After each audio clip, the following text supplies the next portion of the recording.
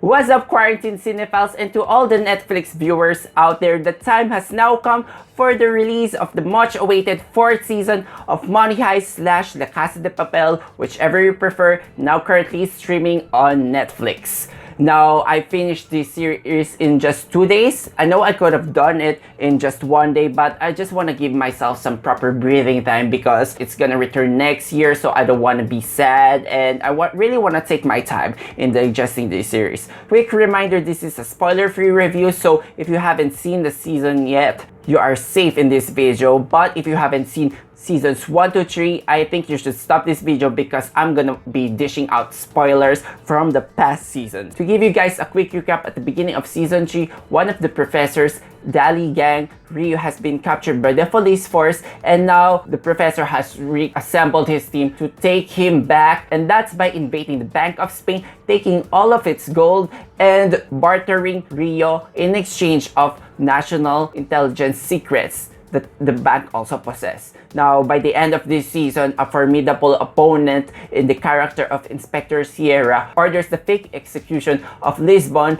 and also the shoot-to-kill order for Nairobi, which leaves Nairobi in such a critical condition, to the despair and horror of the professor and all the gang members. And in the words of the professor, this is no longer a heist, this is war. So he orders the launch of missile against an approaching military tank in the heart of Madrid, and it's an all-out war. What will happen to our beloved fugitives? Season 4 will answer those lingering questions. First, I'm gonna start off with the things that I love this season, and that is greatly in part due to creator Alex Pina, because he really maintains this level of thrill, level of excitement, the action sequences, the violence that is needed, the dramatic moments, and it's only reasonable considering that this series has already picked up a fan following, a huge fan following, and the only way that you're gonna raise the bar and keep your audiences hooked is if you raise the stakes, and if that requires an increased amount of violence, more so amplified from the last seasons, be our guest. And the pacing is just as fast-paced as ever. Of course, there are some flashbacks here to compensate because the energy level cannot be always that high. It gives you ample time to breathe, but it never releases your attention. This is really a tricky task for the writer series because basically there are 4 storylines here. First, we have the heist, which happens on the present, and 3 flashbacks here. The first flashbacks occurs on the initial stages where Berlin, Palermo, and Professor are just conceiving this plan to rob the Bank of Spain, and 2 more flashbacks featuring the revamped group and the original group back in season 1 and season 2. And here's what's really brilliant, because there are some moments from season 1 and season 2 which are now used to propel the narrative for season 4 and also explain the character motivations here. And speaking of the characters, I think I should start discussing all these characters because really the heart of this series are these wonderfully written characters. First, we have our narrator, Tokyo. I have to admit that I am not a big fan of Tokyo, especially back in season 1 and season 2. I found her as the most annoying member of the group, and she's really responsible to a lot of the mishaps and unfortunate things that happen to the gang. And one of them is the death of one of my favorite characters, Moscow. So yeah, I'm not really a big fan, but come season 3 and season 4, we really get to have more emotional depth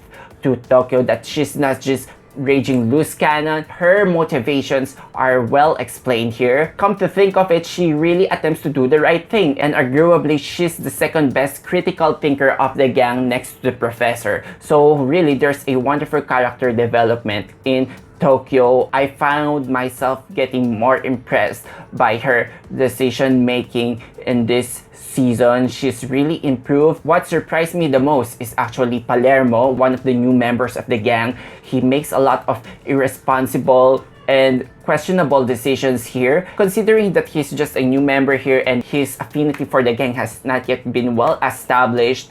Yeah, if you found Tokyo really annoying in seasons 1 and 2, you'll find the antics of Palermo equally grating in season 3 and 4. It really helps that the flashbacks involving Berlin really explains his motivations here. They're not really explained to a full extent. I still find some of his actions highly questionable, whether they're saving up some stories back in the past or that's just a narrative flow. I can't decide for now. Expect to hate that character more, and there's an eventual power struggle which you felt like you've already seen before. In seasons 1 and 2, there's a power struggle between Berlin, Nairobi, and Tokyo, and in this season, Tokyo again clashes with Palermo. Also, we have the professor, which I find the most fascinating character here. Back in seasons 1 and 2, he's just this sort of sociopathic, narcissistic genius who keeps himself aloof. Now that he has officially coupled up with Raquel Murillo, who names herself as Lisbon back in season 3,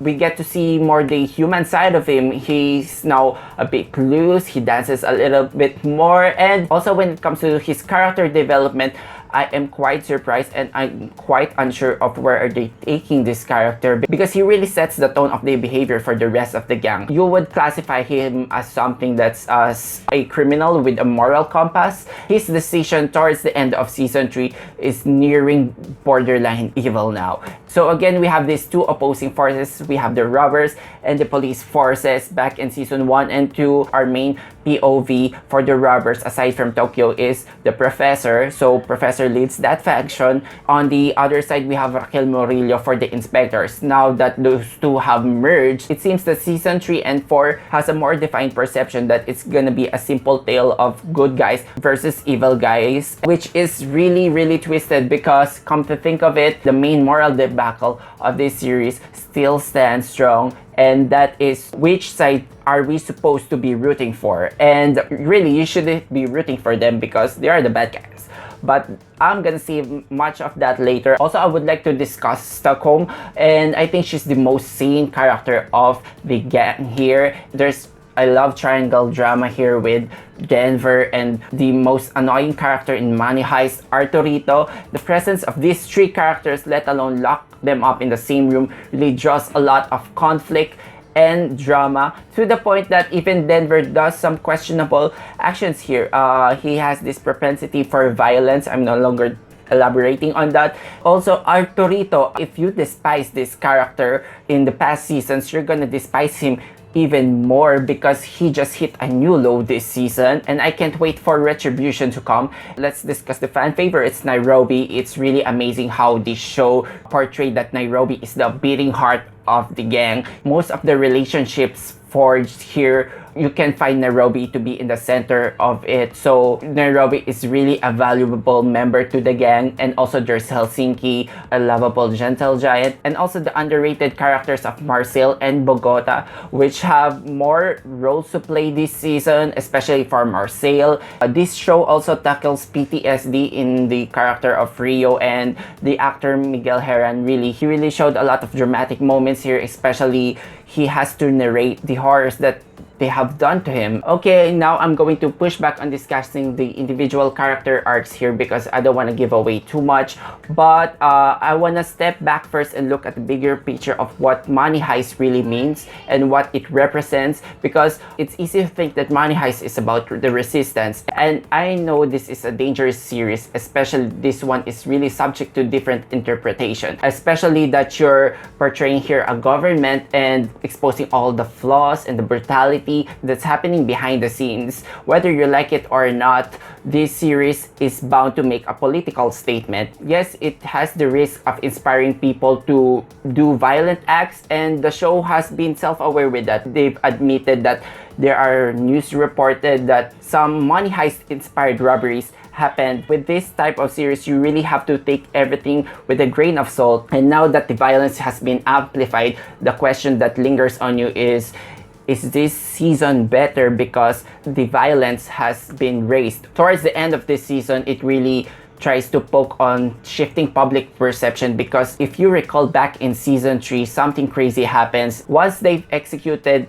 Plan Chernobyl, which is to rain down money in the heart of Madrid, suddenly these people, they've already pledged their allegiance to the robbers, which is kind of a disturbing idea, but come to think of it, in reality, money is the defining need that we really need. That is one notion that I'm still not comfortable, and I'm not entirely sold of how the professor and the gang have amassed these followers who are willing to stand and wait outside the crime scene for 24/7. Of course, there's a lot of misdirection here, illusions, especially towards the near ending episodes where the professor does his own magic trick that you have to wait and see. This is like a 10 for me on an engagement level, because as I've said, once you've started watching this, you can't really find yourself dropping your phone or whatever device you're using for watching. The thing is, I am really asking myself to which this franchise is heading. Should they continue? Should they pursue this? One option that I'm seeing is that maybe they head into a Breaking Bad route where these honorable anti-heroes will transform into full-on villains. You can call it a certain devolution, but I can also see the risk of this franchise going on a rinse and repeat, and I really hope that they're not really headed that way, because this season it ends more of a cliffhanger, and from a viewer's perspective, really I want to see the heist to come to a conclusion. But from a marketing perspective, that is really a smart move for them. Leaving a season with a lot of questions unanswered is still an effective way, and that really works for every episode of Money Heist. So to wrap up this review, should you watch Money Heist season 4? Really, if you found yourself watching seasons 1 to 3, there is no excuse for you to let go of this series. The screenplay remains to be well crafted, the direction really impresses me, and also the soundtrack here, there's really a lot of fitting musical choices here, and the performances remain to be an A+ for me. The nail-biting tension remains to be there. A heft of dramatic moments are really being pulled from the viewers, and that's usually a good indicator if you found yourself being attached to these characters. It takes a lot of effort to write these wonderful characters that you can all go along for the ride. And with that being said, I'm going to rate this season of Money Heist 4 out of 5 stars. That wraps up my review for the 4th season of Money Heist. Guys, let me know what you think in the comment section below. And also, if you like this review, hit like and click subscribe to our channel. See you guys on the next episode. Bye!